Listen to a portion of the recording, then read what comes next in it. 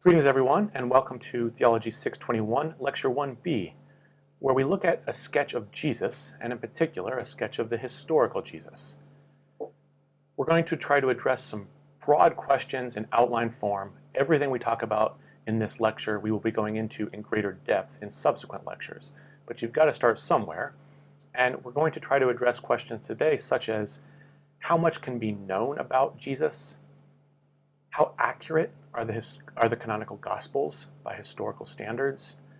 And to what degree ought we to trust other sources? After all, there are other sources that relate things about Jesus, not only the four canonical Gospels. What I'd really like you to do at this point is hit pause on the video and write out a half page for yourself explaining who do you take if you got cornered on the street and asked, sum up who Jesus was. As a historian, not a believer, if you are a believer, just as a historian, who was he? What can be said about him? What details are known? Take a minute and write that down, and hold on to that sheet of paper because I want to come back to it at the end of the semester and have you look back and see how have your views changed, or how are you able to sort out, were you relying on a particular gospel or a particular version? Do you think your views were accurate? How did they change? When you're done writing that down, hit play again and we shall continue. I want to start by noting, sort of in broad form, why there is a problem to wrestle with. And that is that even if all you looked at were the canonical Gospels, you've already got portraits of Jesus which in some matters differ substantially from each other. Let's take a rather important issue. People call Jesus, Jesus Christ. Christ is not his last name, it is a title. It means Messiah. It's the Greek word for the Hebrew word Mashiach, which means anointed, that is, anointed by God. And an anointed person was, in the Hebrew Bible, either a priest who's anointed with oil, or a king, or a prophet. Those three categories of people had oil poured on their head as a rite of initiation. Jewish belief and legend develop where they are expecting a particular anointed figure. More about that on another day, because frankly, lots of Jews weren't looking for any anointed figure, and there were a lot of different views about what a Christ figure should be like. We just want to come to the fact that Christians call Jesus the Christ. Why? Did he call himself that? Well, according to the Synoptic Gospels, he hardly ever called himself that. Take the Gospel of Mark. You get one special occasion where his disciples say, "We think you're the Christ," and Jesus says, "Well, don't tell anyone." Hardly is this sort of the most ringing affirmation, and this is not something Jesus says about himself much at all. In fact, we can contrast this with the Gospel of John. In the Gospel of John, he speaks about himself all the time, and in the most grandiose terms. In fact, his own identity is one of the main themes of his discourses in John. Before Abraham our father was, I already existed. I and the Father are one. He goes on and on like this in John, in long discourses that bear no resemblance whatsoever to the sort of comments we get in the other Gospels. Well, right there, you probably have to wrestle with, so is the portrait in Mark accurate, where Jesus was very wary of identifying himself at Christ, if he did so at all? Or the Gospel of John, where he talks at length about his oneness with the Father and his pre-existence. Just on this same topic of Jesus being the Christ, we'll give one other example, even among the Synoptic Gospels, Matthew, Mark, and Luke, which agree more closely on all sorts of things. We get a pivotal moment in Jesus' trial, and the high priest says, "Are you the Christ?" And what does he answer? In Mark, "I am." All right, we've got at least one affirmation, a single time where Jesus says, "Yes, that's right." But in Matthew, he's much more equivocal. You said so. What is that even supposed to mean? And in Luke, it's even more riddling still. "If I told you, you wouldn't believe." Furthermore, the quotation goes on. In Mark, he says, "And you will see the Son of Man coming in clouds with glory." And in Matthew, "But you will see the Son of Man." Was this some other figure? Is he talking about himself, or is he talking about some heavenly figure called the Son of Man? And in Luke, He just says, from now on you will see the Son of Man. Well, you can see why you've got something like, an historical conundrum. What did Jesus answer the high priest? How did he relate himself to this Son of Man figure? We'll just dwell on that for one more minute to show the sort of question historical Jesus scholars wrestle with. Everyone agrees, just about everyone, Jesus talked a lot about, quote, the Son of Man, Aramaic, Bar Nashah. The big questions are, when he did so, was he talking about himself or about some other figure? We're not done with the questions. If he was talking about himself, was this Aramaic expression, Son of Man, the title? Like, is he appropriating for himself some very regal and important title? Or is he just using an everyday Aramaic expression that means a human being? After all, Bar Nashah just means human being at the most basic level. So those are two very different portraits of what Jesus is saying about himself, if he's even talking about himself. Again, if it's a title, which is an open question, it might just mean a guy, a human being. If it's a title, was it referring to a heavenly figure who's with God called the Son of Man? That's how 1st Enoch depicts the Son of Man. But 1st Enoch's difficult because the portion of 1st Enoch where talk about the Son of Man takes place is in a portion that's hard to date. It might actually post-date Jesus. Or when Jesus says Son of Man, is he using it to refer to the people of Israel? After all, there's a famous vision in Daniel chapter 7, verses 13 and 14, where Israel, the people corporately, are likened to Bar Nashah, the Son of Man, a human being. We're not done with the problems, because we can even look at parallel passages. In the Gospel of Luke, Jesus says, if you confess me, the Son of Man will confess you. That sounds like he's talking about someone else. You confess me and you'll get in good with this Son of Man character. But the same saying in the Gospel of Matthew clearly is just Jesus saying, if you confess me, I will confess you. We're going to leave the Son of Man to one side. We're just sort of illustrating there is a question to be addressed. This isn't just troublemaking historians trying to criticize the Gospels. The Gospels themselves call for some attention to what Jesus was like historically. We'll give one other episode that I've already mentioned before, and that's to take the temple incident. When did it happen? Early in Jesus' ministry, so the Gospel of John, or at the very end of his ministry as the last thing that happens before he gets arrested, so the Synoptic Gospels. And what's he complaining about? I've said a word before about the difference between John and the Synoptics, but we're really not done with the possibilities. After all, the temple episode is also described in the Gospel of the Ebionites. And in this case, the message would be rather different, and it's not an impossible one. In the Gospel of the Ebionites, here's the fuller portrait of Jesus. In the Passover meal, at about just prior to his being arrested, instead of saying like he does in the Gospel of Luke, oh, how I've longed to eat this Passover with you, in the Gospel of the Ebionites, this is a rhetorical question. Do you think I desire to eat a Passover of flesh with you? Heavens no. Folks, are you kidding? I came to do away with all sacrifices. I'm not presenting myself as the Passover lamb. I don't like sacrifices, and God sent me to tell you to quit sacrificing. Now, if you are reading a gospel where Jesus talks like that, how will you interpret the temple incident?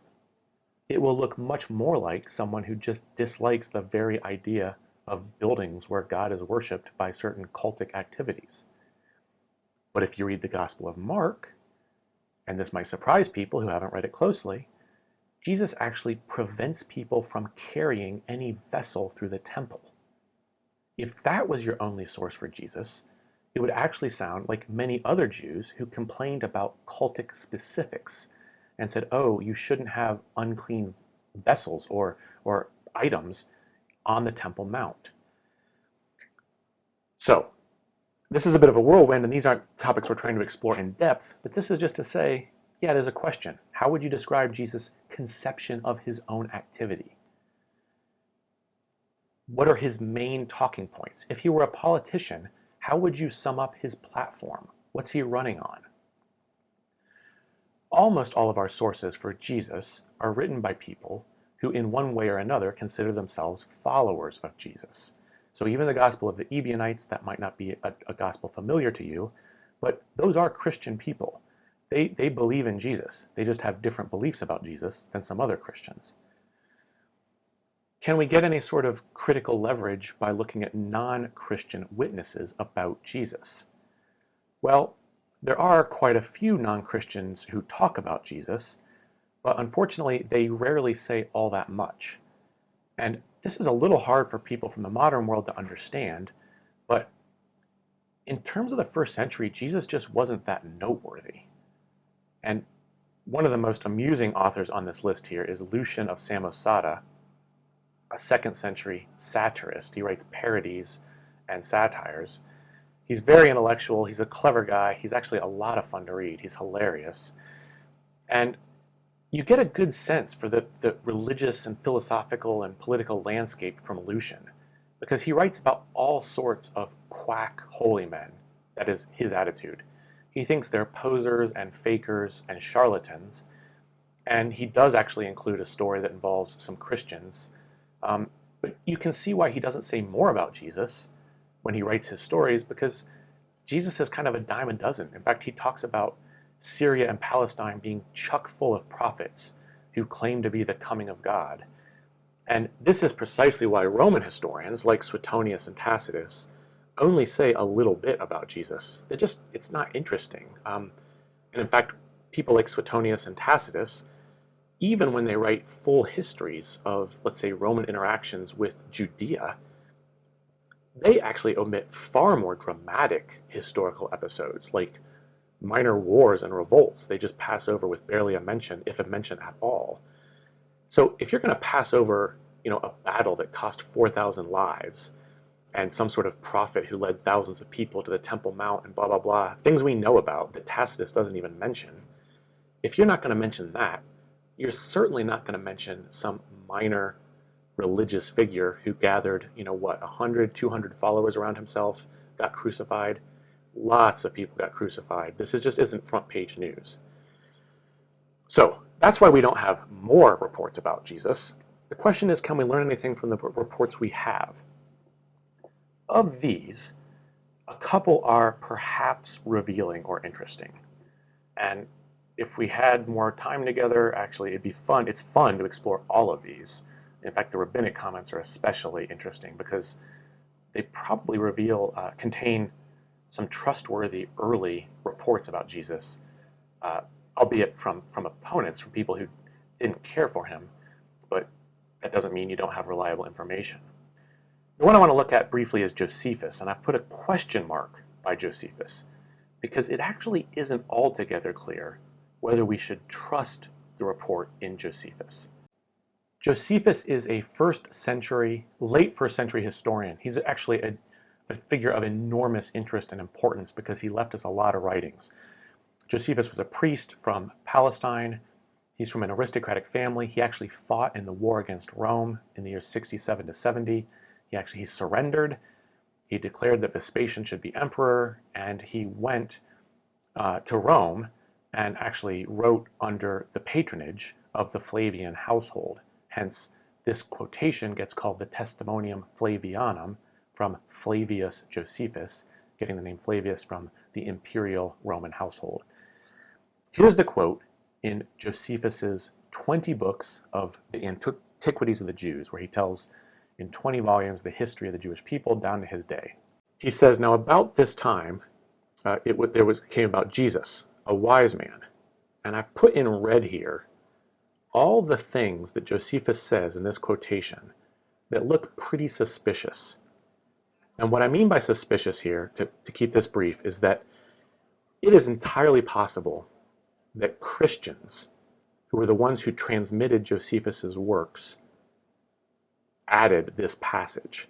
Some people think that Christians added the entire passage. Josephus was not a follower of Christ. The question is, could a Jew writing about Jesus say these things about Jesus? So in red are the suspicious things. There was a man, Jesus Christ, a wise man, if it be lawful to call him a mere man. Really? He was a doer of wonderful works, a teacher of such men as received the truth with pleasure. He drew to him many Jews and many Gentiles. He was the Christ. Well, that's a straightforward confession. How can Josephus say that? And when Pilate, at the suggestion of the principal men among us, had him condemned to the cross, those that loved him at first did not forsake him. For he appeared to them alive again on the third day, as the divine prophets had foretold, and 10,000 other wonderful things concerning him. And so the tribe of the Christians, so named for him, are not extinct to this day. It's frankly impossible to believe that Josephus says all that about a guy who he himself didn't think was the Christ. This looks like Christians using their wording. But, and there's a lot of debate about this passage, I think the consensus these days, which seems like a likely one, is that Christians did not insert the whole passage. What they inserted are precisely these words in red. And if we sort of lighten them out, you can see, if you've read Josephus, this is just how Josephus describes dozens of wonder workers, holy men, interesting figures, prophets. His texts are littered with stories about people like this. And he's writing a history to try to explain, why is there a group of Jews who call themselves the Christians, the tribe of the Christians? Well, his answer is, because there was a guy named Jesus. He was a wonder worker. He got crucified under Pilate, and his followers kept following him, and they call themselves the tribe of the Christians. Probably Josephus originally wrote something like that. Now, that doesn't tell us very much about Jesus, but again, as I said, Jesus isn't that peculiar. If you're an outsider, if you're not one of his followers, this is about how you'd sum up his career. We can't go through all of these non-Christian witnesses, but I want to say a couple words about somewhat more important and interesting ones. One is that Suetonius, Roman historian writing in the 2nd century, when he describes the period of Claudius in the 40s of the 1st century, he says that at Rome, there was a disturbance of the Jews at the instigation of Chrestus. So Claudius expelled the Jews from Rome. Well, we know on other historical grounds about Claudius's expulsion of the Jews. In fact, it's mentioned in the book of Acts, it's probably the background of the book of Romans. We know there were Christians early in Rome, and we know there were some problems with the Jewish population at Rome. Is this possible here that Suetonius, as a Roman author, doesn't recognize that the word Christus, which he's heard, which is not a Latin word and not a name he's ever heard before, he thinks, this must be the quite common personal name, Chrestus. And so what he means to report, he's garbled his report. He means to say, there were some disturbances in the Jewish community because of Christus. He can't make heads or tails of that, so he's like, they must have meant Chrestus. This is actually, for what it's worth, in other Latin sources, a mistake that gets made from time to time. People who don't know the word Christus substitute Chrestus. If Suetonius is saying this, it doesn't tell us much about Jesus. It just tells us that Christians made their way to Rome already in the 40s, which is possible. After all, Paul is writing to a Christian community in Rome in the 50s, so they had to have gotten there fairly early after Jesus' time in Galilee.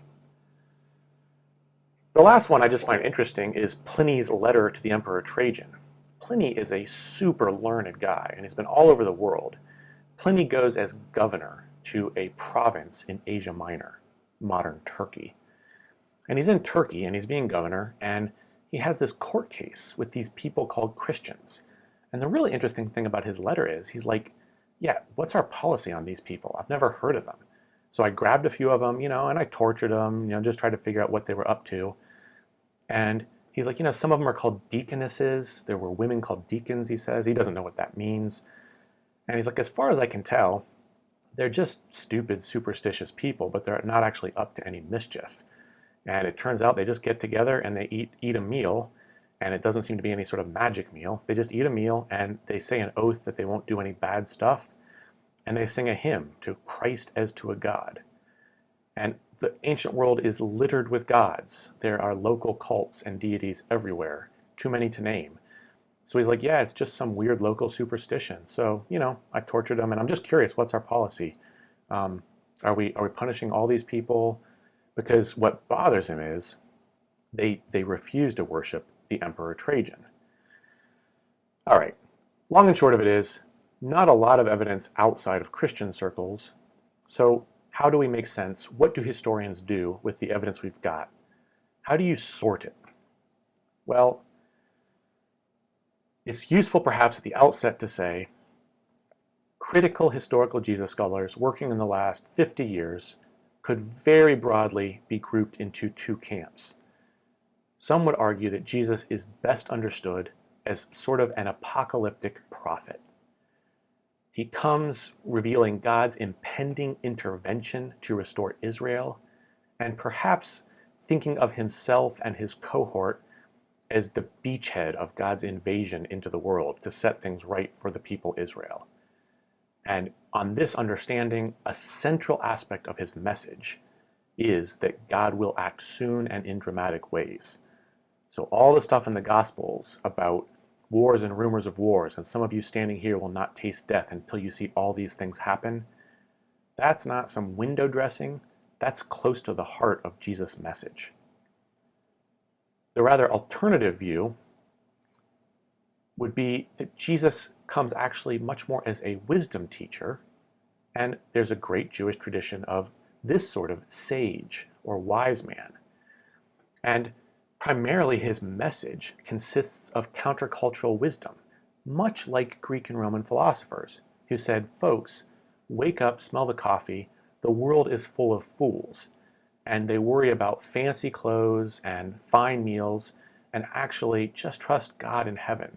You will get the clothing you need. It's much more important to be righteous, to live simply.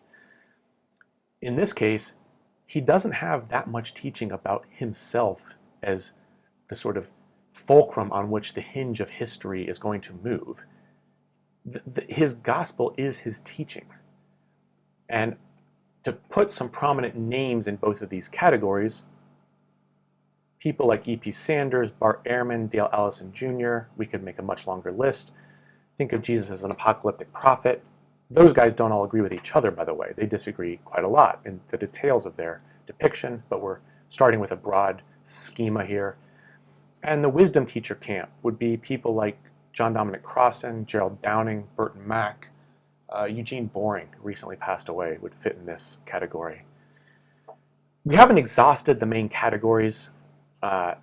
People would think of Jesus as sort of a proto-Marxist organizer, where yes, he's a wisdom teacher. He's not so much talking about himself as bringing a message, but they'd say his message really centers around creating alternative communities.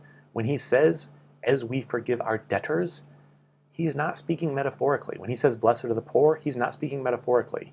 He's saying, you all are crushed under debt. You've been sold into serfdom and servitude, and we are going to create an alternate community where we forgive each other our debts and create a democratic society free from the hierarchies of Roman Palestine. There's other, some people would focus more on him as a holy man and wonder worker. And this is a type in the ancient world.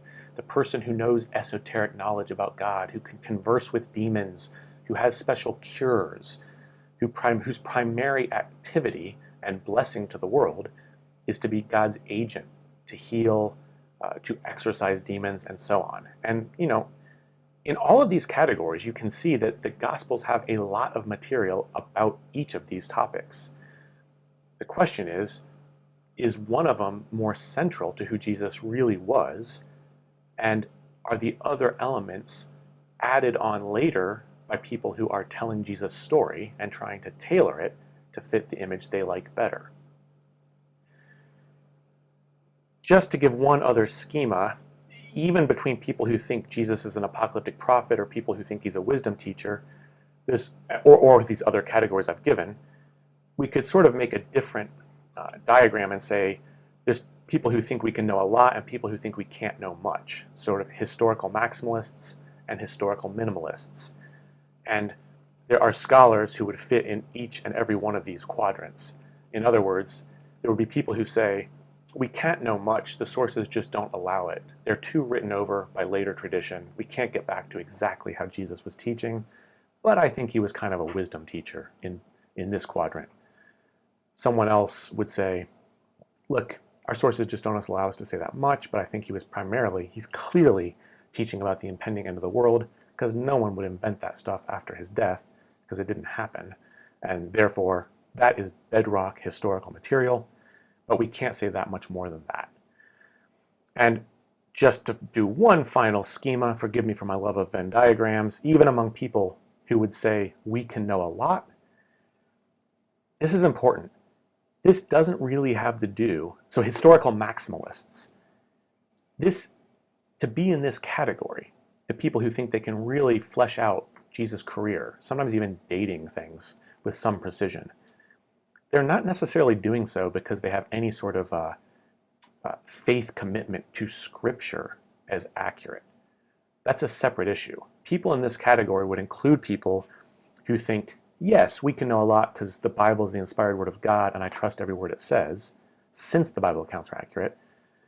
But this category also includes lots of people who think, oh, the Bible accounts are full of rubbish, but we have the tools to sort through them and to figure out with some precision what really happened.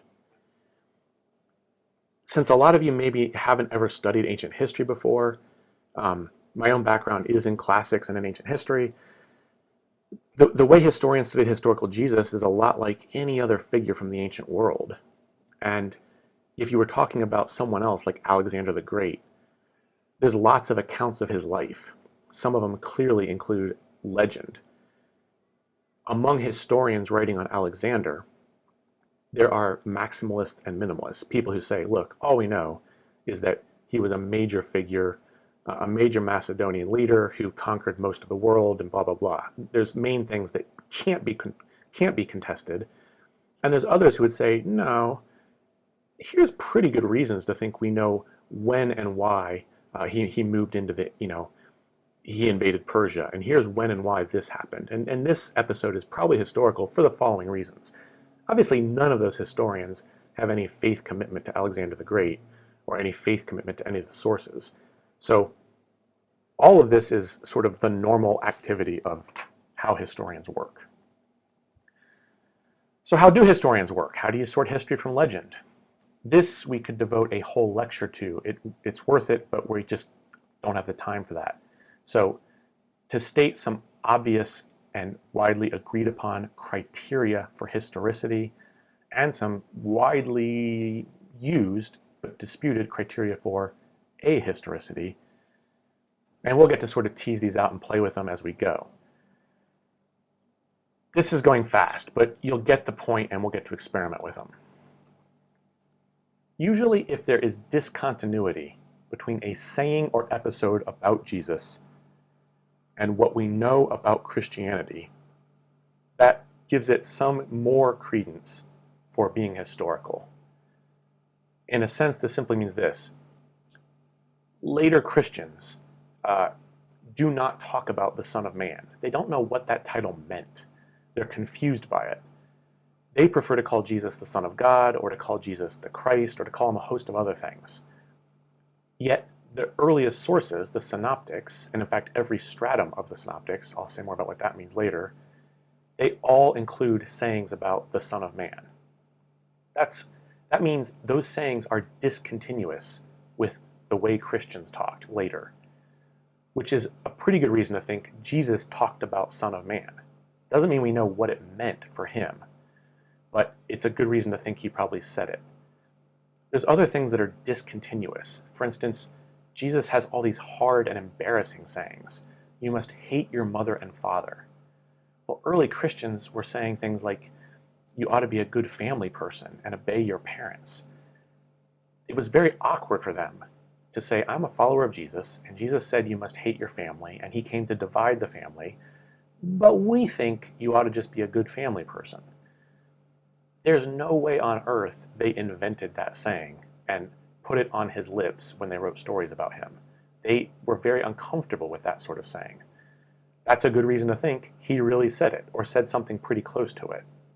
It's discontinuous with the Christian movement. This is probably, although it's an obvious category, an obvious criterion, it's the most effective. And there's quite a bit in the Synoptic Gospels that we'll see was really hard and uncomfortable for Christians. Jesus is severe about wealth, and in some sayings, he makes it impossible for anyone with possessions to enter the kingdom of God. Later Christians did not invent that saying. They tried to do things like temper it down and add exception clauses. They took things like blessed are the poor and made it into blessed are the poor in spirit, but they didn't invent from whole cloth blessed are the poor, because they found that uncomfortable. You get the idea. A common criterion is multiple attestation. The meaning of this will become clear later, but it doesn't mean that a saying appears more than once. Because after all, if I tell you something and you tell your friend and your friend tells someone else, that's not multiple attestation. That's a single person heard it, and there's a single line of transmission.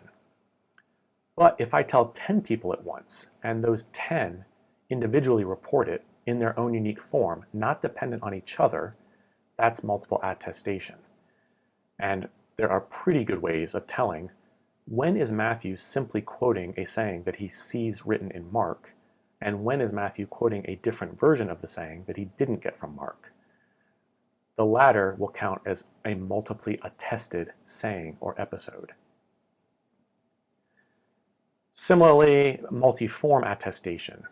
If a piece of teaching or an episode is related in parable form, in dialogue form, in narrative form, it's less likely that it has a single line of transmission, and more likely it's an original set of attestations. Finally, like I said, we can do this all day, so we have to be brief with these. There are linguistic criteria. Above all, we know Jesus taught primarily in Aramaic. There are sayings that pretty clearly attest the Aramaic that would underlie them. That doesn't prove Jesus said it. It could easily be an Aramaic follower who invented the saying and it got translated into Greek. But a different sort of question would be when there are sayings that cannot be retroverted into Aramaic, or that are almost things that are impossible to say in a Semitic language. Then perhaps you get into the second type of criterion, which would include sayings that can't be retroverted. That's a disputed category for a lot of reasons, but it's sometimes useful. The criteria against authenticity tend to be more controversial, but let's put it this way. A certain suspicion is raised when a saying fits all too nicely with what later Christians say about Jesus or how they conduct themselves. The reason this is controversial is that you can't really use it to show something is unhistorical, because after all, Christians might say some things about Jesus because he said it about themselves and they remembered it, and likewise they might say he taught some things and continue to follow those teachings because he taught it. So this isn't a great criterion, but it is of some utility, because there are times, and I think the Gospel of John, most people would say, that Christians wanted to say Jesus is the Son of God, and increasingly they wanted to sort out how that relationship worked. He's one with the Father, he's in harmony with the Father, he acts as the Father acts. In the Gospel of John, all that sort of stuff is put on Jesus' lips. He says it about himself. That fits so well with what later Christians said, and it fails all the tests for historicity. It's not discontinuous, it's not multiply attested. That looks suspicious.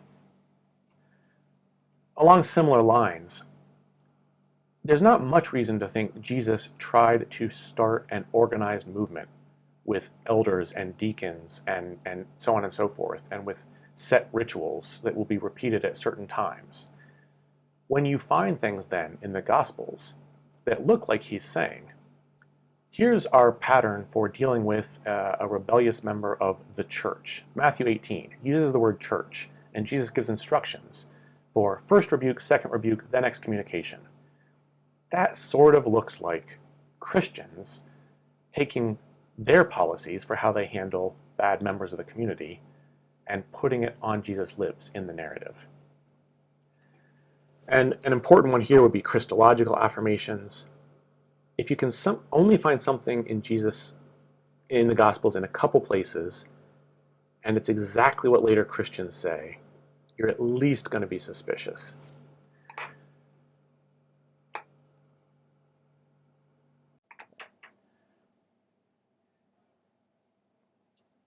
To give a very brief example of this in action, we'll take and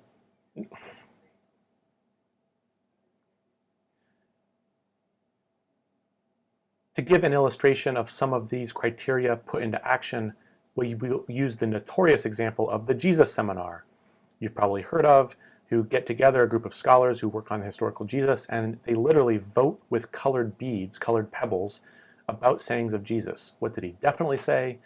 Something he said, yeah, he didn't use these words, but he said something like this. Oh, he definitely didn't say it. That gets a gray bead or something, and then a black bead, pure legend, something like that. I can't remember the exact colors. Here's an example. Take a saying. Luke 6:30, give to everyone who begs from you, and when someone takes your things, don't ask for them back. They have color-coded their gospel here to distinguish in red something Jesus really said, and in blue, something they think the rest of this saying is the sort of thing Jesus said, but not his actual words. And we don't have time here to explain all their rationale, but I just want to note one, which is multiple attestation and difficulty, I guess two. They give the sources here, and they note this is a multiply attested saying. It's in Luke, it's in Matthew, it's in Thomas, and Thomas didn't get this from Luke or Matthew. And in this case, it's actually only doubly attested, because Luke and Matthew have this saying from Q. Thomas does not have it from Q. So in terms of multiple attestation, there are two early sources, Q, the putative saying source, and Thomas. That will make more sense after I give a lecture on the synoptic problem. But you see here a bit more, the idea of discontinuity and what trajectory they think sayings took. So here I give a quote. Thomas 95, they think, may actually be the more original form of the saying than the saying here in Luke, because it's more radical. And they say sayings tended to get modified with time. Furthermore, and this is important because here's where you have a real methodological problem in doing history. They say this saying sounds more like the paradoxical sage who advised people to love their enemies. Now you can spot the problem of circularity there. You're arguing in a circle. How do you know this is an authentic saying? Because it sounds like the paradoxical sage. Jesus was a How do you know Jesus was a paradoxical sage and not something else?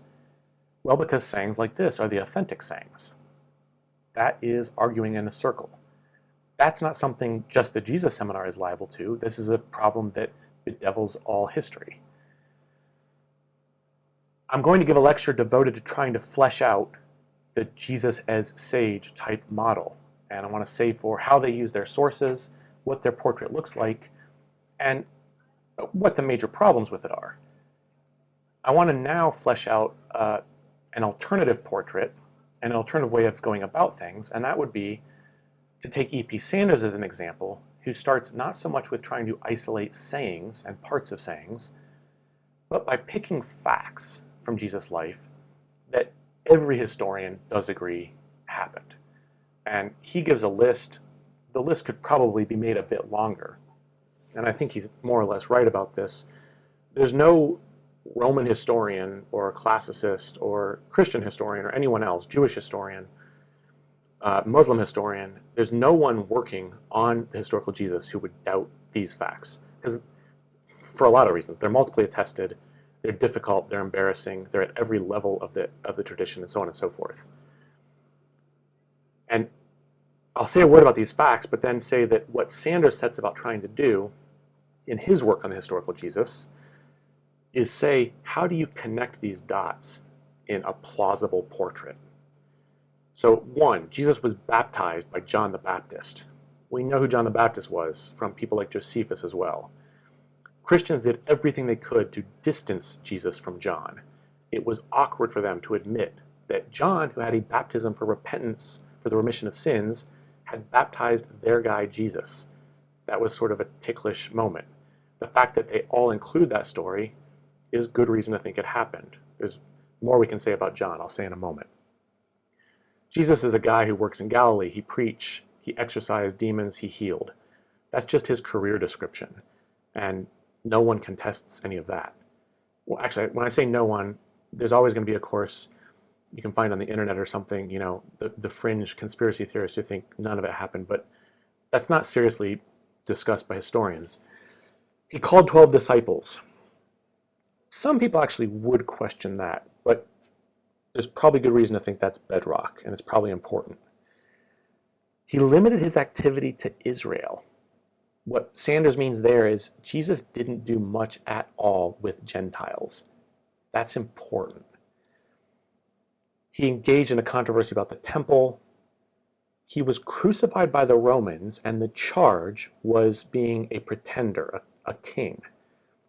That's important. That's got to be a clue. Whatever story you tell, you've got to fit that fact into the details, into the story. And this has always been a bit of a sticking point for the portrait of Jesus as a wise man. The Romans did crucify philosophers, so they could have crucified him just because he was a wise guy teaching countercultural wisdom. But they wouldn't have crucified him as a king. They would have just said, he's a pain in the neck philosopher, and we're going to kill him. Finally, his followers continued as an identifiable group. That's important because in the first century, there are about a dozen other figures we can name who are kind of like Jesus, who gather followings, who claim to be prophetic and acting for God and healing and so on and so forth. And the Romans kill about a dozen of them who are big-time figures. And in almost all of those other cases, that's the end of the movement. So the fact that Jesus' group continues as an identifiable group is noteworthy. And you have to say something about, so what was he doing with them? What was he teaching them that they didn't throw in the towel when the Romans killed him? Okay. Sanders then takes these facts and in a sense overlays them with what we know about Judaism in the first century. How do you make sense of this type of guy? This isn't much to go on, but if you try to fit it in with the main things we know about what Jews in the first century were hoping for. And this is a subject I've addressed in other lectures, which if you're unfamiliar with these categories is something you should have a look into. But you could generally say, despite all the diversity, all the different types of Judaism at the time, a great many Jews were hoping for some sort of restoration of Israel's 12 tribes, a reversal of Israel's fate. They were hoping for, and this is complicated, either the subjugation or the conversion of the Gentiles. That is to say, within biblical texts, within the Hebrew Bible, there are predictions that in the end days, the Gentiles will come bend the knee to you because you're now in charge, or in the end days, the Gentiles will come to worship the true God. They'll throw down their idols, they will come to Mount Zion in Jerusalem, and they will learn the law. There were widespread and quite diversely expressed hopes that the way the temple was administered, or perhaps the temple building itself, would be new and better and different. This was a very divisive issue. Some people expected God to build some sort of miraculous temple. Others simply wanted a new priesthood in charge, so on and so forth. But a lot of eschatological hopes centered around dissatisfaction with the current temple and its administration. And finally, a bevy of texts express the expectation that in the end days, there would be profound purity and righteousness. Now, against these eschatological hopes that are expressed not only in the Hebrew Bible, but in almost all of the Jewish literature of the late Second Temple period, that is the period in which Jesus is active, all the Jews who have these different hopes, expressed in different ways, are faced with some brutal realities, namely, Rome rules Judea. Rome rules Galilee, and in fact you have this illegitimate Herodian family in charge. You have a priesthood you may not like, etc., etc. So what to do? Well, Sanders and most others will say we need to understand Jesus against the backdrop of what other folks are doing. How does his program differ from folks like the Sicarii, basically ancient Jewish terrorists who take knives and these daggers and kill people who agree to side with the Romans. They say, look, we have no God but God. You cannot side with Rome. You can't even pay your taxes without betraying the true God. These will later morph into the Zealots, who urge fighting a war against Rome. That's one approach, fight a war. It's worked in Israel's past. Why wouldn't it work now? You have holiness movements like the Pharisees, who say we need to focus on our own observation of Torah. And by perfecting Torah, by perfecting our observance of God's law, God will turn the tide for us. We don't need to lift up arms, although some Pharisees did decide to fight when the war broke out. But rather, their main program seems to have been saying, let's try to be as holy as we can in every circumstance and leave the rest to God. You have even more radical separatist movements, like the Dead Sea Scrolls, the authors of the Dead Sea Scrolls, the folks who founded a movement at Qumran. In their view, the Pharisees were the softies. Qumran insists, we have been blessed with a teacher of righteousness, and to him has been revealed how Torah ought to be observed. Come and live with us in perfect purity, and soon God will wage some sort of apocalyptic battle against the Romans. We will be engaged in it and fight and win. So they sort of combine options A and B in a separatist movement. And there's a host of sign prophets who say, come with us to to the Mount of Olives, and God will cause the walls around the city to fall. Or come with me to the River Jordan, and if we step our foot in it, if we take the first step, God will meet us. The river will part, and we will enter triumphantly. They're trying to recapitulate mighty acts from the history of Israel, and in a sense almost jog God into awaken God to act mightily on Israel's behalf. For what it's worth, most of these sign prophets were gathered by the Romans and killed. Within this context, you have a figure like John the Baptist, who is actually quoting the very same passages that we find the folks at Qumran quoting. So he likewise is saying, "O Israel, you want to know what's going wrong? You think it's hunky-dory merely to be a child of Abraham. Let me warn you, if you don't change your ways, if you don't engage in my special baptism, if you don't actually carry out the will of God, then being a child of Abraham biologically will do you no good." John gathered a great movement. He was ultimately killed by one of the Herods. It's in this context that we need to think about Jesus, because Jesus' movement grows out of John the Baptist's movement. He's baptized by John. He's a follower of John. His followers and John the Baptist's followers continue to be in dialogue with each other. We're going to have to sort of cut things short at this point, but let's just say this. Almost all the points that seem unequivocally to be the case about Jesus' program seem to line up with what are known to be broadly expressed Jewish eschatological hopes. Vis-a-vis the restoration of Israel's 12 tribes, there's the fact that he gathered disciples, spoke explicitly of there being 12, and indeed said to them, "You will govern on the 12 thrones." He's promising and enacting, sort of like a sign prophet, Israel is going to be reformed in and around me. In this case, Sanders will make the point, regardless of whether or not Jesus uses terms like Christ or what he meant by the term Son of Man, he seems to have some sort of self-consciousness that he's a big deal, and he thinks history is going to change because of him, because of doing these sorts of things. So Sanders is focused on Jesus' activity and says, look, there's some sort of implicit self-consciousness, so he's not merely a wisdom teacher who thinks nothing of himself, or else you don't gather 12 disciples. Every wise teacher gathers followers, but you don't speak of there being 12 and promise that they will govern the 12 tribes of Israel. Some of the topics that we will investigate in detail in subsequent lectures include other well-known features of Jesus' ministry. He does something dramatic with the temple, but we've already alluded to the fact it's not quite clear what his beef with the temple is or what he means. But he's clearly tapping into the question of temple expectations. What about the Gentiles? Contrary to what most modern-day Christians like to think, and Jesus says very little about Gentiles. He does not interact much with Gentiles. When he does, he says kind of nasty things about them for the most part. He says, I was sent only for the lost sheep of the house of Israel.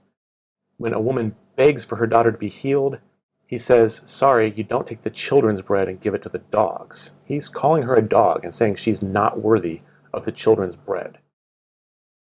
That's a pretty negative outlook on Gentiles. On the flip side, he seemed open to occasional expressions of Gentile interest, and I'll develop this later because this is a little complicated, he seems to have thought that Israel's mission was to be a light to the nations. So he focused on Israel, but he seemed to want to say to Israel, we're not going to fight these people and win a battle against them. We're going to be a light to them. Finally, another sort of case where Jesus interacts with broad Jewish eschatological hopes, the expectation for profound purity and righteousness. Again, this is complicated because Jesus was criticized in his lifetime for being a friend of sinners. And all sorts of levels of the tradition include stories about him dining with sinners, being a friend of tax gatherers, which is frankly to say traitors, the very worst sort of human beings you could imagine. And at the same time, he was a rigorous interpreter of the law. And so on more than one occasion, he says, Moses prescribed for you divorce on the following terms, but I say to you. And in this case, he makes the law harder. He says Moses was too easy. Now it comes time for the perfect, unvarnished will of God. So he seems at one level to be fitting Jewish expectations by demanding a level of righteousness not heretofore seen. On the flip side, he consistently claims that if people are all right with him, they're all right with God, even sort of the worst sort of unrepentant sinner. And that did awaken conflict in his lifetime. And his reasons for thinking that he could declare someone okay with God, this seems to be another indication that he thinks he's someone special. Whatever title he uses, he thinks he's got the right to do that. That's something we'll have to explore in further detail. I need to draw this lecture to a conclusion, so we'll recapitulate and summarize by looking at an earlier slide. Among historians, critical historians working on Jesus, there are diverse opinions. People have maximalist views that quite a lot can be said about what Jesus was up to and why. Others are more skeptical that the full portrait can be fleshed out. And they would say, look, it's hard to say much more with confidence than that he was active in the first century in Galilee, that he was a popular figure who was, for some reason, aroused the ire of the Romans and was crucified. That sort of bare minimum can't really be questioned, but can more be said? And if more is said, do you connect the dots by concluding, he's something of a wise man and wisdom teacher, and later Christians turn him into a Christ and the Son of God?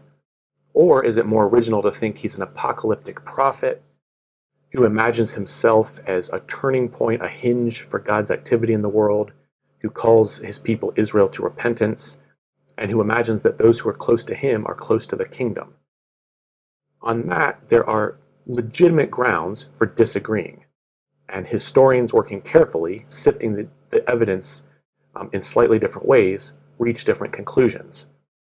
In the subsequent lectures, we're going to explore this a bit more and flesh out what the wisdom teacher version looks like, how they use their sources, what the sources are that they focus on, and what the resulting portrait looks like.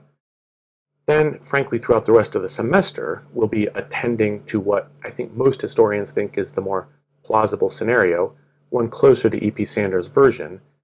And throughout the rest of the semester, we will be considering some of these well-known incidents in Jesus' life. We'll think about them both on their own terms, and then we'll think about what each gospel writer does with them. But first to an exploration of how traditions about Jesus were transmitted in the time between his activity and the time the Gospels are written, and what the resulting picture that emerges from the earliest sources might look like.